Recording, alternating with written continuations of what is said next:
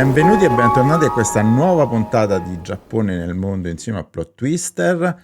Oggi siamo qui per continuare il nostro percorso che ci porterà in Giappone a visitare queste terre fantastiche, ma in camper. Non sono solo oggi e c'è qui la mia compagna di viaggio, Sara. Benvenuta, Sara. Ciao, buongiorno a tutti e a tutte. Ok, perfetto, sono ricordato di fare tutto quanto spero. Devo ancora prendere un po' di dimestichezza su queste live, non live. Grazie mille Sara per essere venuta oggi qui con noi. È stato... Di nulla, Grazie, grazie veramente infinite per grazie a te. aver trovato il tempo, gli incastri astrologici. Non è facile, e sono 2 ore che stiamo qua noi in realtà, sono 2 ore che stiamo qui a cercare di registrare, a mettere tutto il setup e a discutere di cosa parlare. In realtà abbiamo già parlato durante questo circa mesetto, da quando è uscito l'ultimo video, di cosa parleremo oggi. Abbiamo un po' studiato e tartassato Sara con decine e decine di video. Scusate se ogni tanto giro lo sguardo, ma la console per controllare che l'audio sia a posto, che tutto scorra bene. Per esempio, se Sara, tu mi senti perfetto, no? Sì, ti sento perfetto. Ok. Quindi dicevo, abbiamo iniziato a cercare di approfondire questa terza puntata, cioè il camper, il viaggio in camper in sé e quale camper scegliere. Ho tartassato Sara con decine e decine di video perché ho trovato una serie di canali che sono per lo più con una grande prevalenza australiana, perché il viaggio in camper in Australia è molto molto diffuso e quindi in realtà poi l'Australia è relativamente vicina e quindi molti australiani prediligono il camper per viaggiare attraverso il Giappone. E quindi guardando molti di questi canali che poi metterò in descrizioni, ho preparato, sapete che sono un grande appassionato di intelligenza artificiale e ho preparato quindi una introduzione, diciamo, all'argomento di oggi sul Giappone in camper tramite alcuni strumenti di intelligenza artificiale che hanno un po' riassunto tutto quello che abbiamo visto in questa serie di video e che abbiamo potuto guardare un po' anche sui siti. Adesso faremo un excursus che ci porterà proprio per l'appunto a cercare di capire qual è la soluzione, ma soprattutto vedere che opzioni abbiamo. E quindi spostiamoci sulla nostra prima presentazione e quindi qual è sostanzialmente, Sara, il punto più importante e a vantaggio di visitare il Giappone in camper? Uno dei punti principali è quello di poter scegliere delle mete che non sono raggiunte dal treno, e diciamo che non siano le grandi città più turistiche, anche sicuramente le più belle che ci sono, indubbiamente, ma facilmente raggiungibili e quindi di conseguenza anche molto più turistiche. Quindi raggiungere tanti piccoli paesi e posti più nascosti. E un altro grande vantaggio è quello di poter scegliere anche quotidianamente, diciamo, dove fermarsi, se si vuole proseguire, se fermarsi più o meno tempo in un posto a seconda di quanto ti piace e di quanto, diciamo, uno ha voglia di starci. Esattamente, cioè la libertà di viaggio è un fattore influente, sicuramente alcuni la preferiscono, altri magari potrebbero perdersi di fronte a tutta questa libertà di scelta e magari far saltare un po' di piani di viaggio. Diciamo che possiamo ristrutturare un po' questo percorso, scusate se sono andato troppo avanti, in 4 punti, quindi la scelta del mezzo, un po' di informazioni utili sul dove parcheggiare, sul che cosa vuol dire una sosta notturna, su che tipi di opzioni ci offre il Giappone. Poi vabbè, la vita quotidiana sarebbe la vita insomma un po' di tutti i giorni e infine un'occhiatina a costi e regole, che sappiamo bene che i costi sono uno dei fattori che sicuramente ci andrete tutti a chiedere e le regole sono le regole fondamentali del Giappone. su cui ci sono video e video e video, perché il Giappone è un posto bellissimo ma pieno di consuetudini e regole non scritte. Allora, scegliere il mezzo è il punto fondamentale di questo video. Questo video ha lo scopo anche di aiutare noi a capire qual è il nostro mezzo preferito. Abbiamo detto, vabbè, logicamente abbiamo scelto il camper, questa è la macro scelta, però entriamo un po' nello specifico. Allora, qui sono riportati i 3 tipi di mezzi che io metterò qua magicamente con la magia dell'editing di fronte a voi. Il primo è il K-Camper, è un camper tipico giapponese molto piccolo, sono quelle macchine fatte a cubetto che si infilano ovunque, praticamente occupano il 100% di un posto di un parcheggio, perché la macchina è cubica, quindi è praticamente il parcheggio messo alzato per circa 1,60 m, 1,80 m. Sono molto belli, molto giapponesi, molto pratici, ma molto piccoli, ma anche estremamente economici. Il secondo, che vedrete qua apparire magicamente, è il normale van, quello di Scooby-Doo per intenderci. È un must modificarsi il van per andare a fare il giro dell'Australia o della Nuova Zelanda. Sono sostanzialmente dei monovolume ai quali vengono rimossi i sedili e posti i letti. Io e Sara, dillo tu Sara, dove l'abbiamo utilizzato questo van? Vabbè, l'abbiamo utilizzato a Lucca, nelle nostre, diciamo, a Lucca Comics and Games, dove quasi ogni anno io e Luca cerchiamo di andare, e vabbè, quando Sì. possiamo. E più di qualche volta, diciamo, abbiamo pernottato nella nostra macchina monovolume con, diciamo, al posto dei sedili un comodo materasso e un sacco a pelo sopra, e quindi abbiamo pernottato anche per 4-5 notti, forse anche 6, in questo Esatto. modo. Esatto, io magari se metto qualche foto poi si capisce un po' meglio. Noi abbiamo questo monovolume che è una macchina molto lunga con 7 posti. Si possono eliminare tutti i posti dietro e si può mettere semplicemente un vero materasso. Quindi abbiamo esperienza pluriennale di dormire diciamo un po' meno di una settimana, tra un fine settimana e una settimana in questi posti, ed è questo il nostro segreto, non utilizzatelo perché no, è il nostro segreto per affrontare una Lucca in massimo della comodità, più vicino possibile, nella maniera più economica possibile, e quindi sfruttare i soldi invece per avere più giorni o comprare più cose soprattutto, e stare il più vicino possibile alla città, perché noi dormiamo appena fuori le mura ed è il modo migliore che in 20 anni che visito Lucca ho trovato per affrontare la fiera. Detto questo, torniamo al nostro viaggio in Giappone.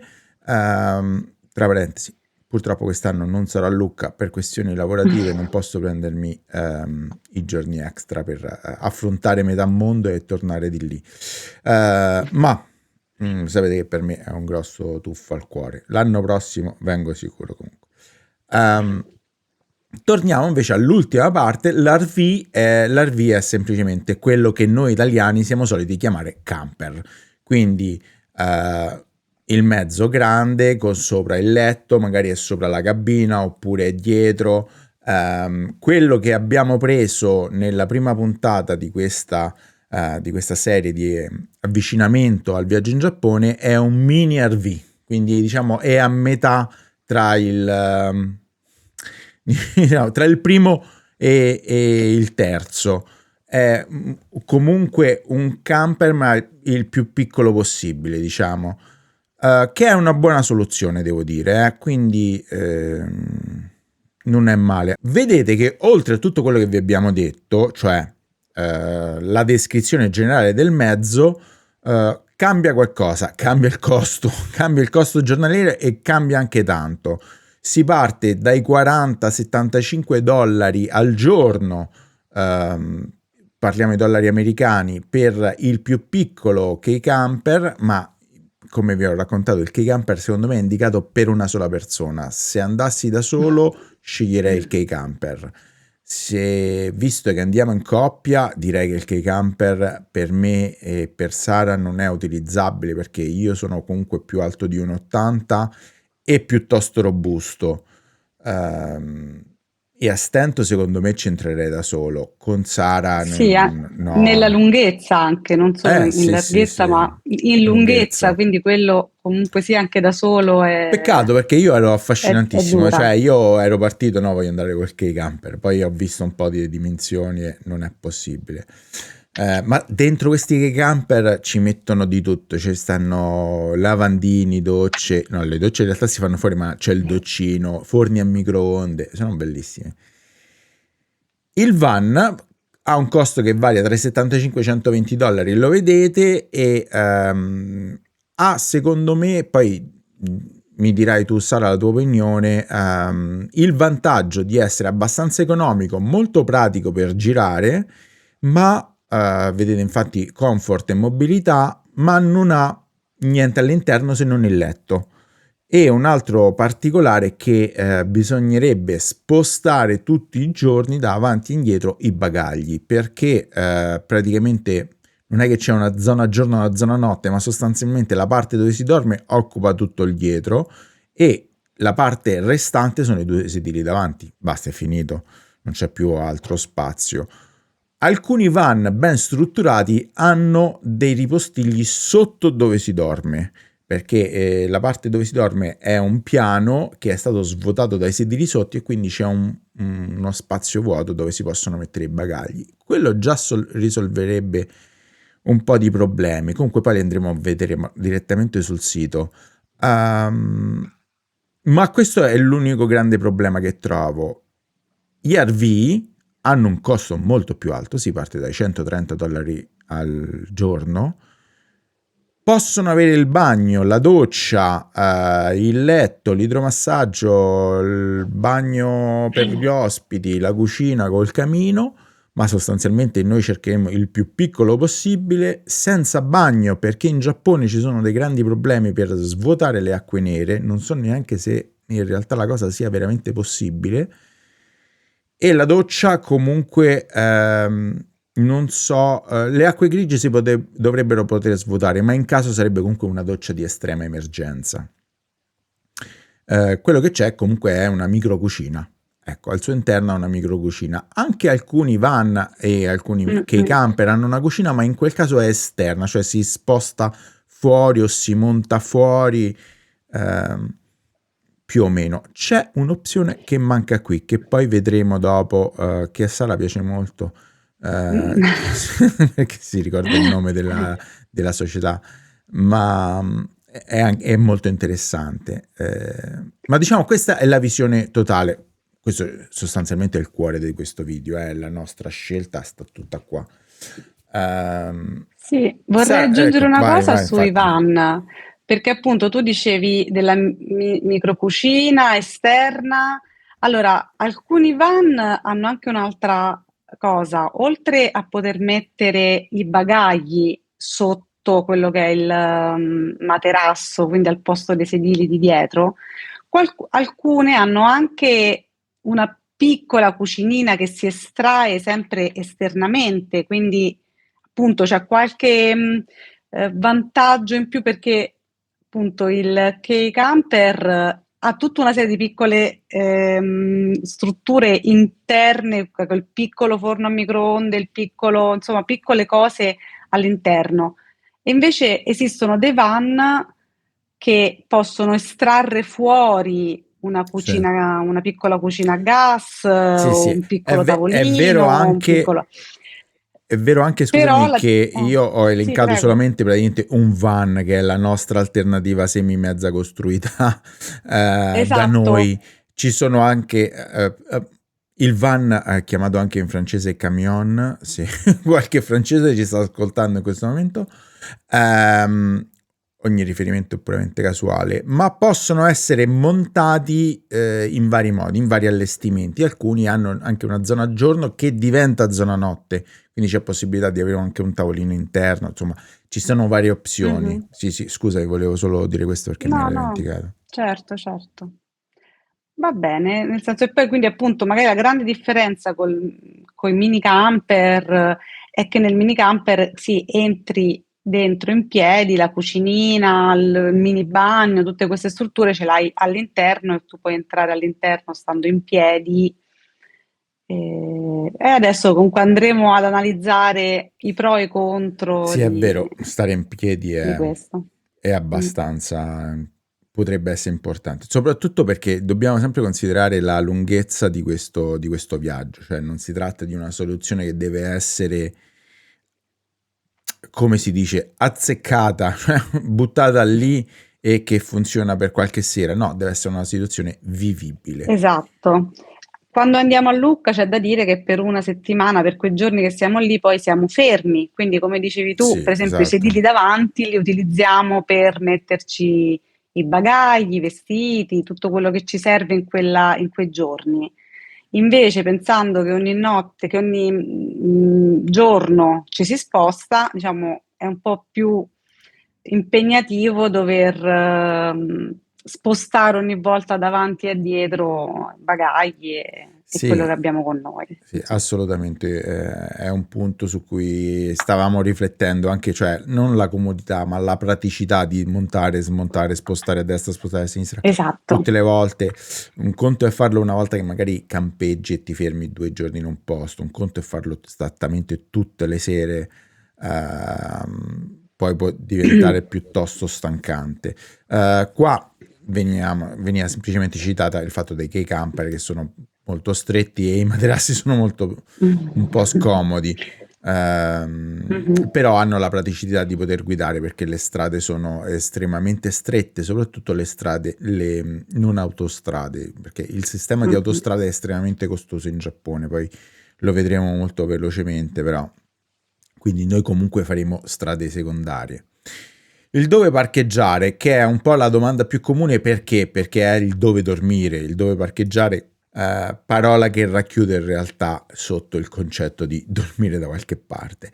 Come dicevamo la scorsa volta anche con Rudy, e come avete potuto vedere nei video di Rudy che sta pubblicando sul viaggio on the road che ha fatto qualche mese fa, i Michi sono più di semplice aree di servizio come noi le intendiamo, perché comprendono al loro interno posti che vendono cibo fresco, verdure fresche, locali, alcune volte docce, bagni. Anche da noi in realtà, badate bene, gli autogrill non sono semplicemente quello che utilizziamo noi viaggiatori comuni, perché c'è tutto un ecosistema di viaggiatori che hanno trasporto professionale su camion, che viaggiano a trasportare merci, che utilizzano le aree di servizio in un altro modo, quindi ci sono anche lì da noi docce, posti per dormire, è un po' diverso, però noi le utilizziamo soprattutto per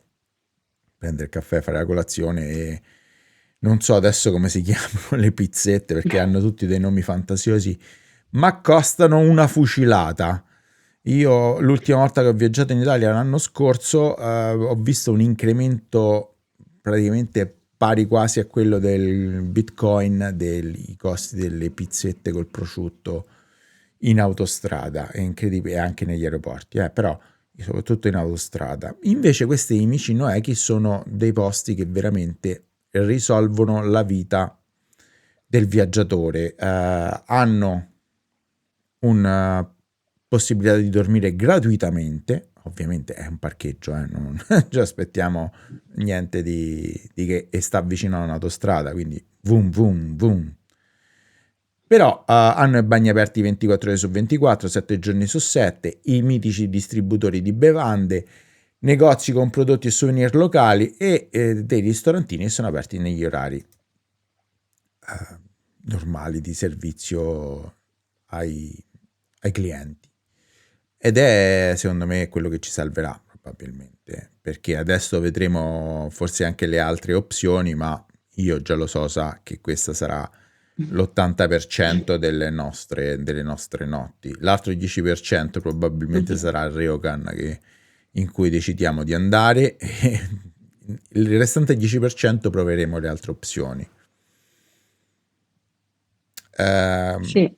questa, questa slide è molto importante perché Mm. non si sanno tutte le regole che si affrontano in Giappone, perché noi non siamo giapponesi e queste regole non sono scritte da nessuna parte, quindi la regola del buon senso, per favore, vige sempre e comunque. Se qualcuno farà questo stesso viaggio dopo di noi, ricordatevi di essere rispettosi assolutamente e che non siamo in Italia, quindi le cose funzionano in maniera un po' diversa dal nostro paese. Per esempio, Mm. questa in realtà, cioè, dimmelo tu, Sara, poi che magari hai fatto più campeggio di me con la tua famiglia, cioè, anche in camper ci sono queste cose, no? Cioè, noi c'era, quando Certo. dormivamo in tenda era la stessa cosa. Sì, sì, certo, ci sono delle regole, diciamo, da rispettare proprio per il rispetto di chi ti sta intorno. L'unica cosa è che in Giappone, cioè appunto, le regole ci sono dappertutto, in Italia, in Europa e nel resto del mondo.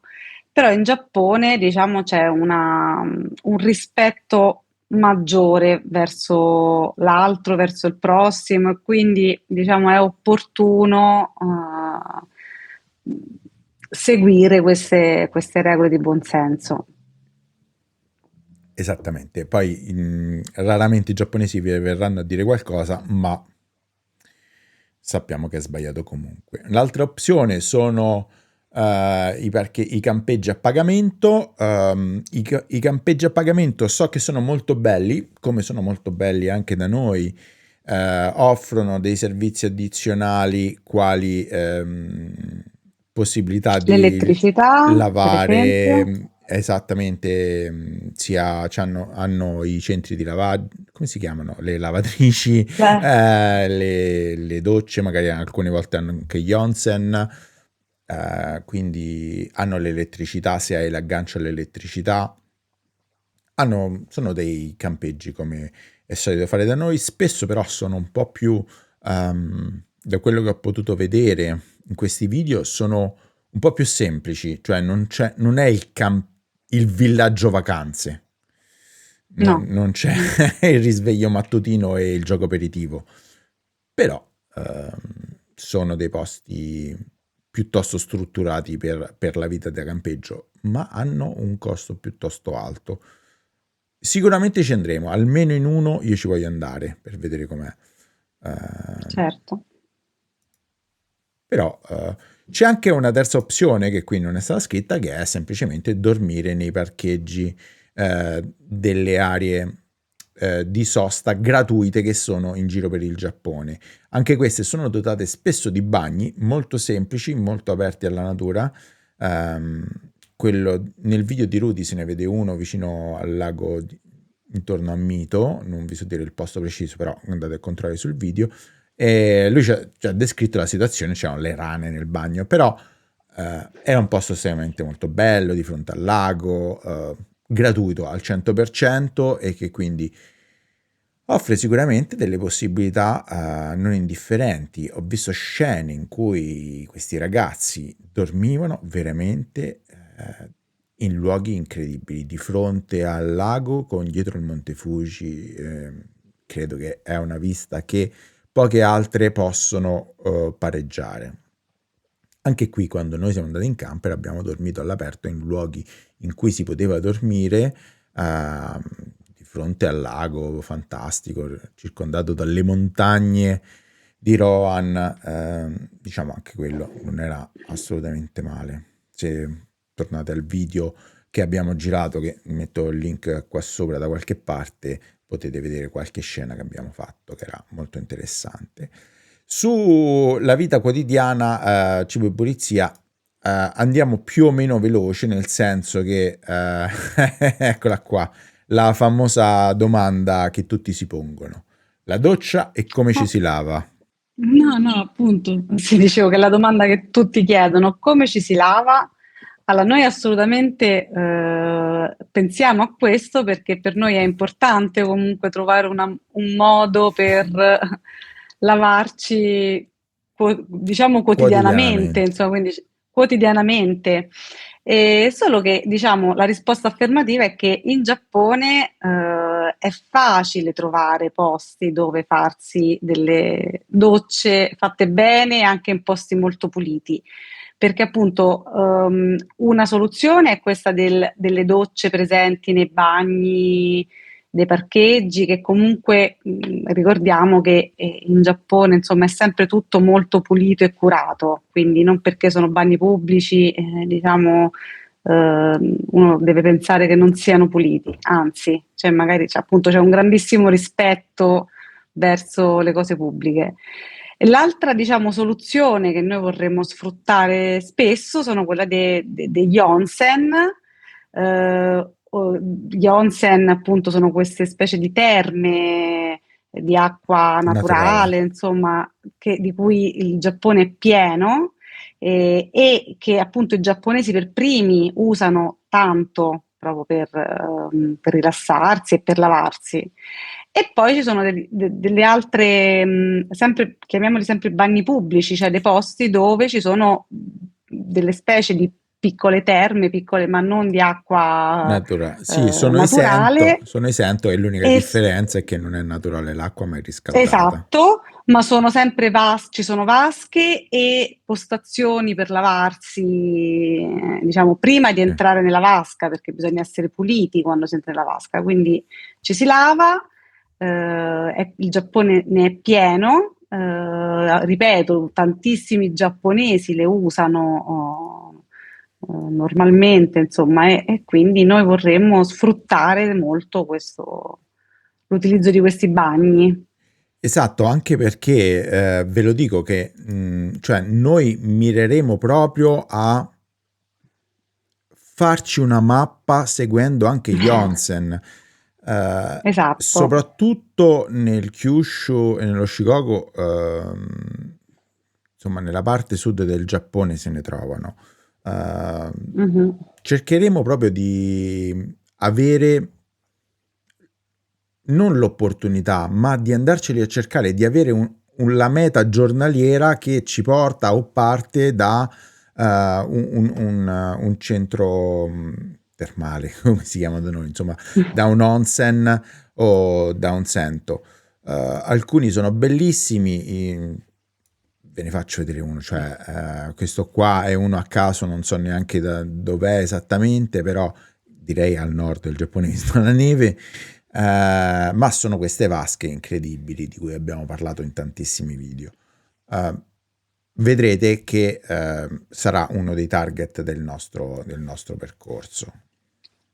Poi comunque ci sono anche sistemi alternativi nel caso in cui uno non trova niente, a parte che alcuni camper hanno la doccia, alcuni RV hanno la doccia interna in caso di emergenza, alcuni la hanno esterna, o comunque esistono poi, insomma, più che fattibile in un paese come il Giappone. In altri paesi non è fattibile, secondo me. In Giappone forse è l'unico paese al mondo dove questa cosa si può fare. Come vedete poi hanno anche un costo piuttosto basso, tra i 200 e i 2000 yen sono quelli dove poi vai, ti rilassi, c'è la sala per il tè, io voglio il latte dopo che ho finito. Esatto, giusto per dire 200-2000 yen sono circa da 1 euro a 10 Sì, euro, esatto, insomma, brava. quindi Sì, sì. Altre opzioni sono i manga chissa o i manga è caffè, vero. perché nei pressi delle grandi città, all'esterno e all'interno,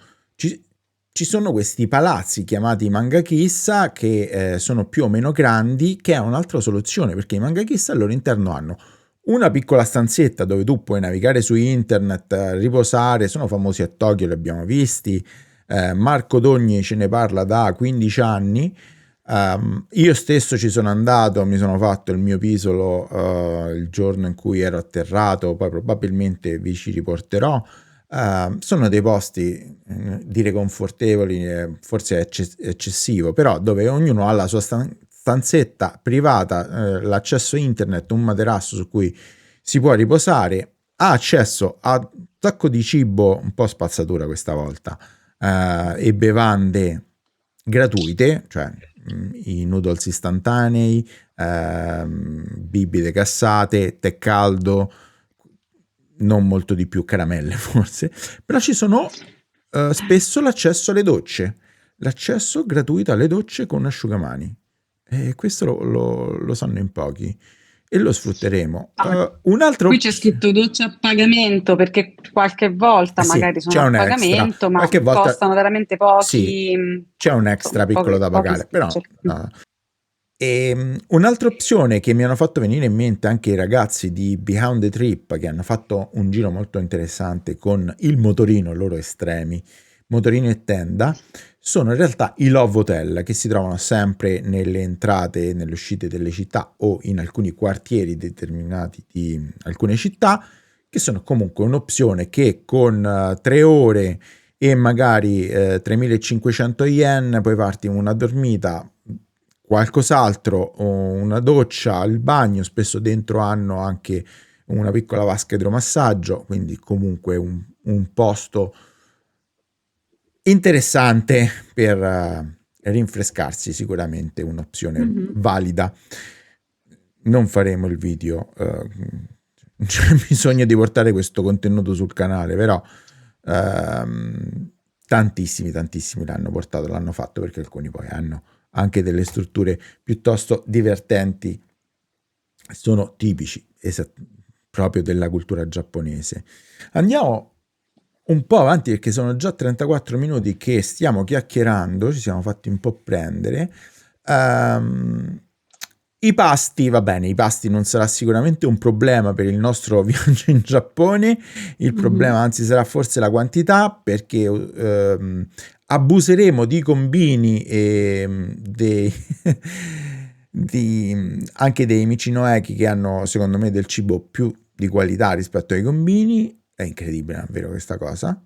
Una vista veloce al costi e regole. Allora, questa è un'idea piuttosto vaga per ora, che comunque di suddividere il nostro budget, basandoci sui calcoli fatti sulle esperienze di tutti questi ragazzi che hanno fatto un viaggio simile al nostro. Il noleggio ha un costo che si aggira intorno al 45% del budget. Ovviamente questo 45% si abbassa in base alla lunghezza del viaggio. Il carburante, che invece si alza in base alla lunghezza del viaggio. Cibo e attività, quindi distribuendo questo 45, 20, 20, 15. Queste sono cifre che noi abbiamo, diciamo, stabilito un po' a occhio vedendo le cose. È un budget che ci siamo un po' prefissati. È interessante, poi faremo una puntata interamente dedicata al budget, perché ci sono anche delle spese da fare prima, delle spese da fare dopo, a cui la patente, per esempio, varie cose. Insomma, comunque ci Mhm. sarà una puntata tutta dedicata al budget. Se state guardando questo video dopo che è già uscita, scheda in alto.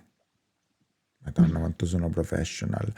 Un budget che ci siamo prefissi di non superare è quello di circa $100 al giorno per tutto. Ok, ci sono delle volte in cui magari sarà leggermente di più, però il giorno dopo poi deve essere molto di meno. È ovvio, diciamo, nel momento in cui uno, per esempio, deve fare l'autostrada per un qualche motivo, quel giorno sarà di più perché è l'ultimo giorno, per esempio, no? Però questo è un budget di massima che ci siamo prestabiliti. In realtà è alto, secondo me, perché è abbastanza alto. Se lo suddividete con quella grafico che vi avevo fatto vedere prima, stiamo parlando quindi circa di un $50 di noleggio al giorno, più $20, era 45 se non sbaglio, insomma, $20 di benzina, $20 di cibo, che comunque secondo me invece questo qua si abbasserà, si alzerà, dipende se vai a mangiare fuori o se mangiamo in camper o se mangiamo al combini. Questi $20 possono un po' cambiare, però dovrebbero comprendere tutti i pasti, $20, Mhm. e $15 di attività extra, ecco, magari l'onsen. Alla fine secondo me comunque, in realtà rifacendo un attimo ad occhio, ci dovremmo essere, Dipende dal costo del camper. Riusciremo a stare entro i $50? Beh, oddio, non credo, forse. Infatti quello è quello che può variare di più a seconda di Sì. cosa alla fine decidiamo di prendere. Diciamo che questa cifra ipotetica, che è basata forse sul costo del camper più economico possibile, varierà in base appunto a quel grande fattore. Per il resto, secondo me, ci dovrebbe entrare. Alcune regole chiave prima di andare sono queste. Prima di intraprendere la guida, la patente internazionale, bisogna informarsi bene perché il Giappone ha firmato un solo trattato con l'Italia per la patente e quindi va fatto quel speciale patente internazionale. Si guida a sinistra, quindi Sara, preparati a guidare a sinistra per la prima volta. Hai mai guidato in Inghilterra? No, No, vero? mai. No, vero, era tuo padre. Ah, mhm. Quindi guiderai a sinistra per la prima volta. Le autostrade a pedaggio sono piuttosto costose. Qua dice si consiglia di fare l'ITC. L'ITC è il nostro, come si chiama in Italia? Il Telepass. Telepass, si chiama è un Telepass, là è una carta, ma è il Telepass. Le lavanderie va bene, questo qua è poco inerente, però questo diciamo è tutto quanto quello che riguardava insomma questo riassunto del materiale che abbiamo trovato guardando e studiando online. Allora, questa qui quindi la posso togliere. Prima di passare un attimo al nostro... No, passiamo direttamente ai negozi, ai rivenditori, perché credo che abbiamo toccato tutti i punti che volevamo toccare rispetto a quello che abbiamo detto. Scusate, non guardo un attimo in camera, sto sistemando un paio di cose che mi si sono chiuse. Perché ecco, ho preparato questa qua, ma è abbastanza veloce, insomma, questo è il viaggio in camper.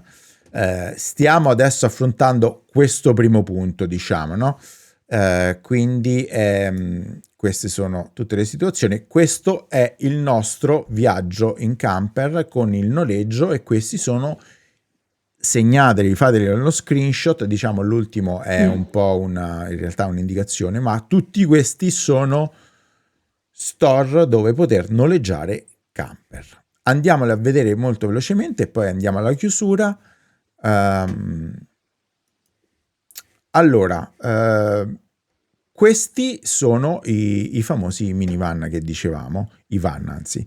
Vedete che alcuni hanno un allestimento interno che permette di avere, diciamo, una zona giorno e questo è l'allestimento con una zona notte. Questi sono decisamente molto interessanti. Eccoli qui, li vediamo insieme dal più piccolo al più grande. Sono molto belli. Allora c'è questa cosa che in Giappone molti camper hanno degli allestimenti interni in legno perché sono tutti ricostruiti. Vabbè, questo qua, ma di che stiamo parlando? Oh mio Dio. Vabbè. Va bene, no, questo è fuori dal nostro budget, suppongo. Vabbè, questi bisogna contattarli per poi sapere il prezzo. Comunque questa è un'opzione molto interessante e decisamente bella. Samurai Camper, questo è il più famoso perché ha fatto molte sponsorship con YouTuber. E qua finalmente vediamo anche i prezzi, si parla quindi di, questo è il famoso Keycar, quindi il mini con $7.500, sì scusate, yen, era un po' tanto, al giorno. Stiamo parlando quindi circa di... una cinquantina, 50-60 euro al giorno? Di meno. Di meno? Io adesso ce l'ho in allora, ora te lo dico. 43 euro al giorno. 43 euro al giorno, sì. Però abbiamo detto che questo lo scartiamo subito. Partiamo quindi da 8.500 che sono circa 50 euro, 49. C'è un più qua C'è questo più perché? Perché come sapete, se avete mai affittato una macchina, ci sono dei costi base da affrontare, che sono delle piccole assicurazioni extra che noi faremo sicuramente e una franchigia da lasciare per... si chiama franchigia? Caparra. Una caparra, sì, insomma, una sorta di ehm, bonus che tu tieni lì per eventuali danni al tuo ritorno. Come vedete, c'è uno sconto per se si affitta per un periodo un po' più lungo di un fine settimana. Questo lo fanno molti posti. Se si prenota in anticipo potrebbe esserci un altro sconto, dipende dalle compagnie. Comunque vedete che il prezzo, ecco, qua varia abbiamo detto dalle 50 euro fino a, scusa, sto facendo i calcoli temporali, a 66 euro al giorno. E questo si tratta di vedete c'è il forno a microonde, io non ho capito, mettono i forni a microonde ovunque. Dell'opzione van, questi sono van leggermente più comodi, questo probabilmente è il van più comodo che esista, questo qua io lo vedo girare spesso qua, perché è leggermente più grande noi a Lucca dormivamo nel primo che abbiamo visto grosso modo. Questo lo vedete è molto interessante, ecco, ha tanto spazio.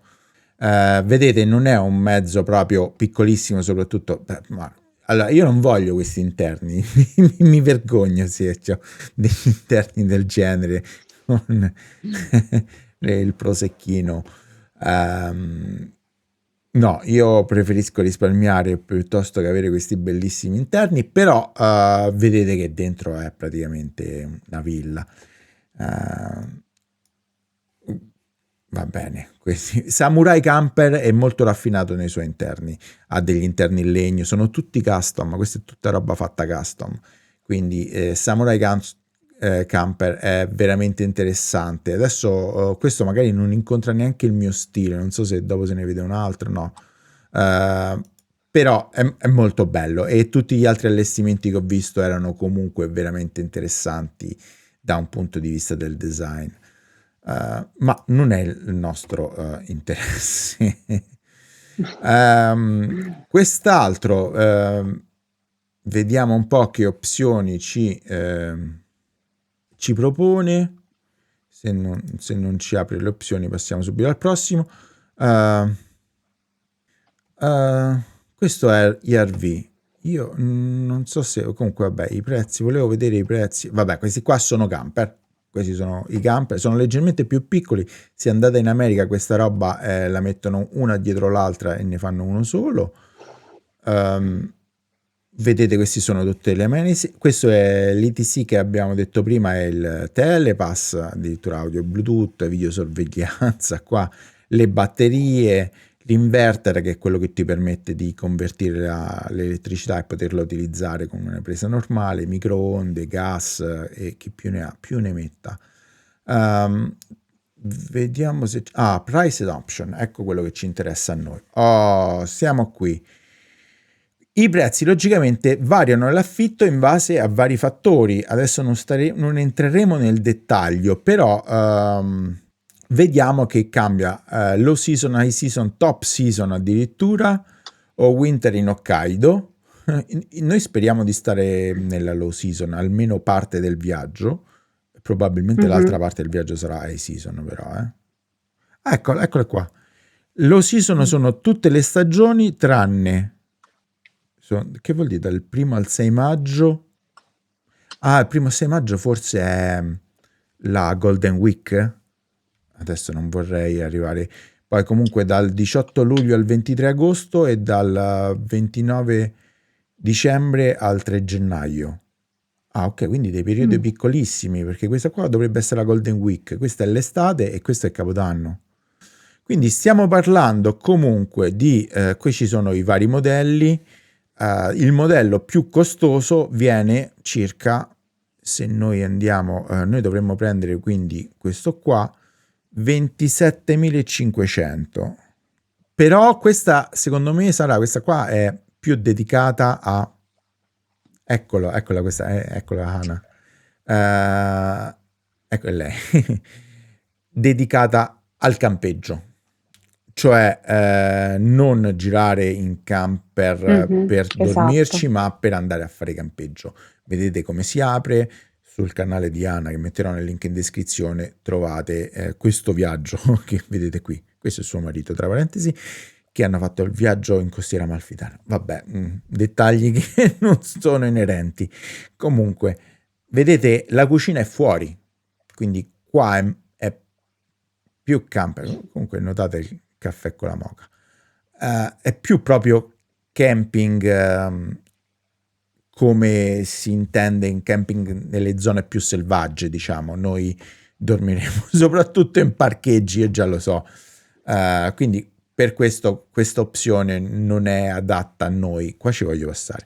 Non è questa opzione adatta a noi. Volevo però comunque farvi vedere per completezza, se trovo una stima dei prezzi. Si parte quindi da, Ok. diciamo, vediamo qual è il più economico. Ah, vabbè, ce n'è qualcuno economico. Comunque 19.000. 19.000, diciamo, quindi 20.000 yen è il minimo, grosso modo, e stiamo parlando quindi di 115 euro. Beh, cioè, fino ad arrivare poi al doppio, a Mm. Anche di 250 più. per... sì, è vero, quello anche di più, circa 300 euro per il Land Rover, però vabbè. Vabbè, sono fuori budget, ma insomma Budget, uno li fuori può budget, almeno ma guardare. sì, però diciamo che quello più economico, effettivamente, poi se uno è un amante più della natura e dell'escursionismo, potrebbe essere una valida opzione. Tornando a noi, un altro sito che è molto utile secondo me è questo, è japancamper.com. Qui potete vedere alla flotta, che comprende tutto, dai mini ai medi fino ai motorhome, che sono gli RV, quindi c'è un po' tutto, e qui i prezzi hanno un massimo appunto di circa 100 euro fino ai van che sono intorno ai 50 euro al giorno, e fino ai più Mhm. piccoli, insomma, hanno intorno ai 40. Questo secondo me ha le opzioni più sul largo raggio, ecco. Arrivando quindi in conclusione, torniamo a noi, eccoci qua. Qual è secondo te la scelta che potremmo fare noi? Allora, diciamo che come abbiamo detto all'inizio, questo video ci poteva anche un po' aiutare ad una scelta, ma diciamo ancora ne dovremmo parlare. Sicuramente escluderemmo il key camper che ci piace moltissimo, ma sarebbe veramente troppo piccolo, quindi insomma per un mese sarebbe, non sarebbe diciamo, opportuno fare. Escluderemmo anche un camper troppo grande, quindi un motorhome troppo grande per varie ragioni, sia per una questione di prezzo che arriva a costare troppo, sia perché è più scomodo muoversi, è più difficile andare nei piccoli paesi, è più difficile parcheggiare e trovare parcheggio, appunto. Quindi io credo che a questo punto rimaniamo sulla scelta di un van abbastanza comodo, diciamo con qualche, diciamo non base, ma con qualche piccolo comfort, nel senso con una piccola cucinina, comunque noi vorremmo trovare qualcosa di, cioè, dove possiamo anche cucinare un pochino noi, insomma, oppure il mini motorhome, sempre per una questione di, diciamo, compromesso tra budget e comodità. Ma i mini Quindi non lo so. motorhome in realtà qua sono quasi tutti mini, e comunque il prezzo base è piuttosto alto secondo me. Cioè, Sì, eh, effettivamente quello che abbiamo preso noi è più piccolo di quelli che abbiamo visto qua. sì, sì, Uh, però non abbiamo visto nessuno che ci offre, poi andremo un po' più in profondità, però sì, non ci offre quello, e comunque già iniziamo a essere un po' over budget. sì, esatto. Quindi forse diciamo un van Probabilmente ben un attrezzato, van un minivan attrezzato, ben sì. attrezzato è una buona opzione. Che stiamo comunque parlando circa di 60, tra i 50 e i 60 euro al giorno. A questi Esatto.